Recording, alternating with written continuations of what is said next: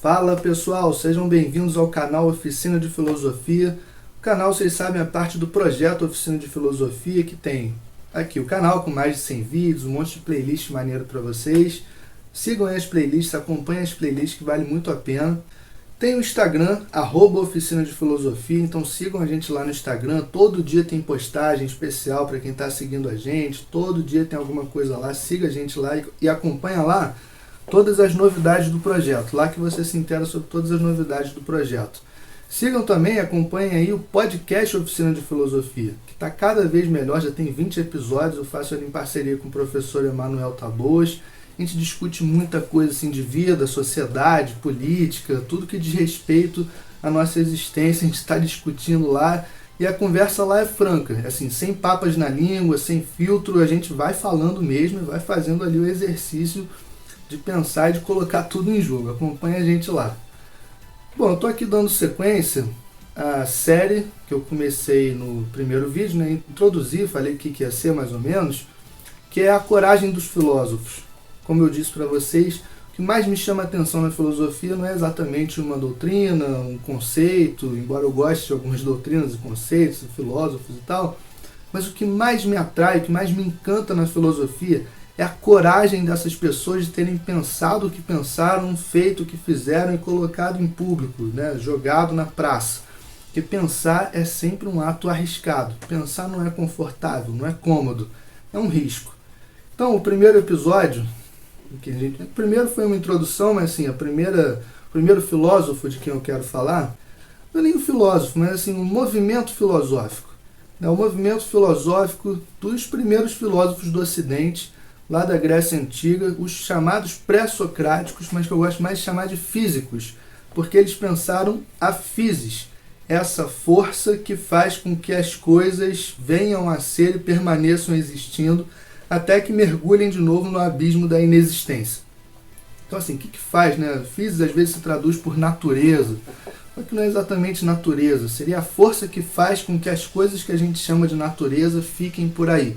O que faz com que uma montanha se sustente? O que faz com que as ondas do mar sigam se movimentando? O que faz com que as árvores cresçam? O que faz com que elas floresçam e deem frutos? O que faz aquela correnteza do rio continuar sempre naquela direção? Os gregos pensavam assim, tinha uma força fundamental que movia essas coisas, né? Que mantinha essas coisas, trazia essas coisas à existência, mantinha elas existindo, até que elas se desintegrassem, retornassem para simplesmente se diluíssem novamente nessa força. Então, grandes pré-socráticos são assim, Tales de Mileto, que disse que tudo é água, que disse que essa força fundamental é a água, que atravessaria tudo, estaria em tudo.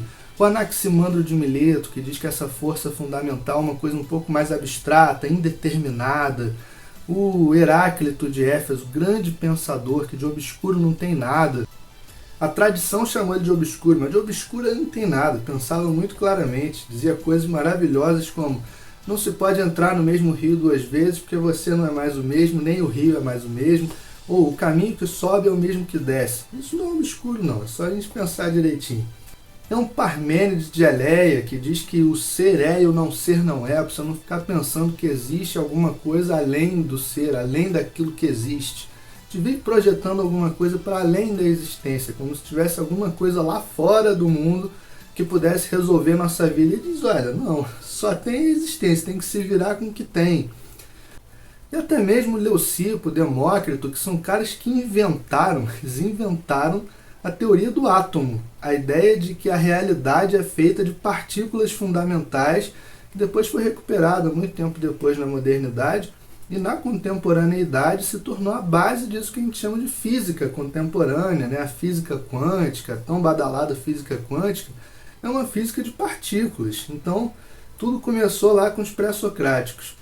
Qual é a grande coragem desses pensadores? Qual, para mim, é a grande coragem desses pensadores? Eles viviam num mundo todo permeado de deuses, quer dizer, um mundo em que as pessoas acreditavam que tudo que acontecia era obra de um deus, de uma divindade. Então, se caía um raio, se chovia, Zeus está chateado, jogou um raio. Se o mar estava revolto, Poseidon está chateado, o mar está revolto. Se tinha uma colheita boa de azeitona, a deusa Atena e o deus Poseidon estão satisfeitos com a gente, nos deram azeitona, cai uma telha na cabeça do cara na rua. Ah, o deus fulano ficou chateado, resolveu castigar. Se tá sol, o Apolo tá muito satisfeito, não sei o que, e presenteou a gente com o sol. Então era tudo assim, tudo permeado de divindades, né? Tudo que acontecia tinha uma explicação mágica, mágico-religiosa, baseado na intenção de pessoas divinas. Imagina que inferno para esses caras que começaram a sacar que isso era fantasia da cabeça das pessoas, porque essa coisa de divindade, intenção por trás disso é sempre fantasia das pessoas, né? Não se acostumem com essa ideia. É sempre fantasia das pessoas.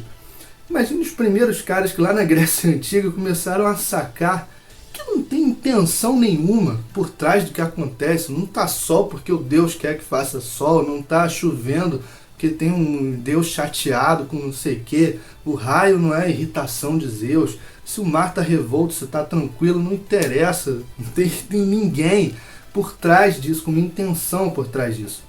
E eles começam a fazer aquele exercício que justamente depois a gente vai chamar de racional, lógico e naturalístico, né? Assim, o próprio movimento da física depois, da química, das ciências naturais, as ditas ciências naturais, que é o quê? Começar a procurar as causas dos fenômenos que a gente observa através de encadeamentos com outros próprios fenômenos, sem atribuir ao que acontece intenção absolutamente nenhuma de ninguém. Sem ninguém por trás que tivesse uma intenção daquilo acontecer, quanto mais voltado assim para nós, né? Porque é sempre narcísica essa coisa de acreditar em deuses e não sei o quê, porque aí não é só que o Deus está chateado e jogou um raio, ele jogou um raio para nós, para mostrar para nós que está chateado com a gente.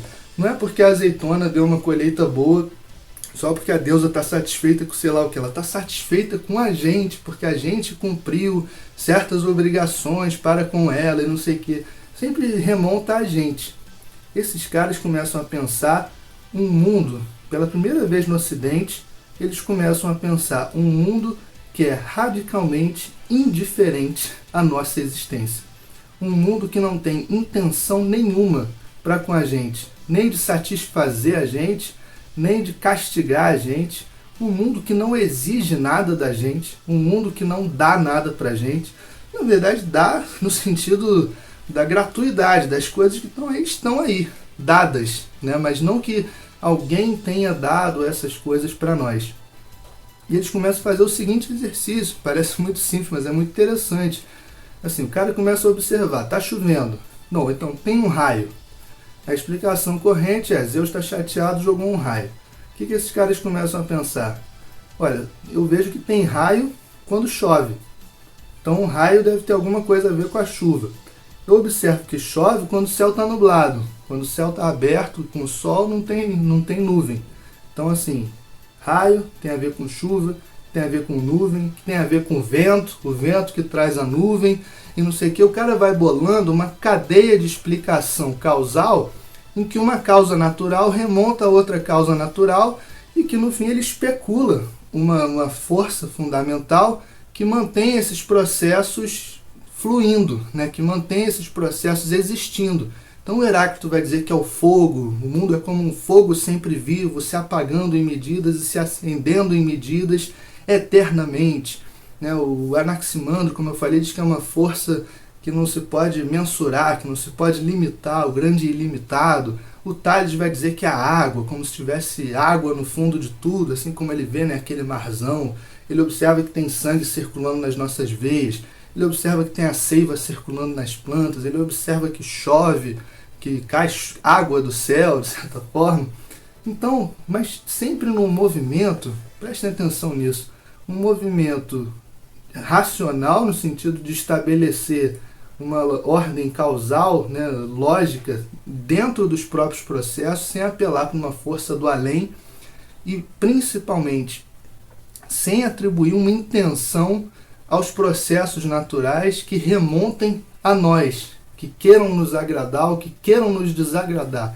Então é um primeiro movimento no reconhecimento da condição verdadeira da humanidade, que é uma condição de desamparo, Porque é a situação pura e simples de estar aí no mundo e ter que se virar com o que tem aí no mundo do jeito que dá, sem ter uma grande força do além que se importa com a gente, que cobra alguma coisa da gente, que dá alguma coisa pra gente, que tira alguma coisa da gente, porque a gente fez isso ou aquilo.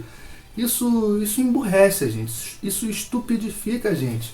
Esse vício de achar que o universo quer alguma coisa com a gente, que existem forças do além que querem alguma coisa da gente, fazem alguma coisa pela gente. A gente não entende as coisas como são quando a gente fica apelando para esse tipo de raciocínio.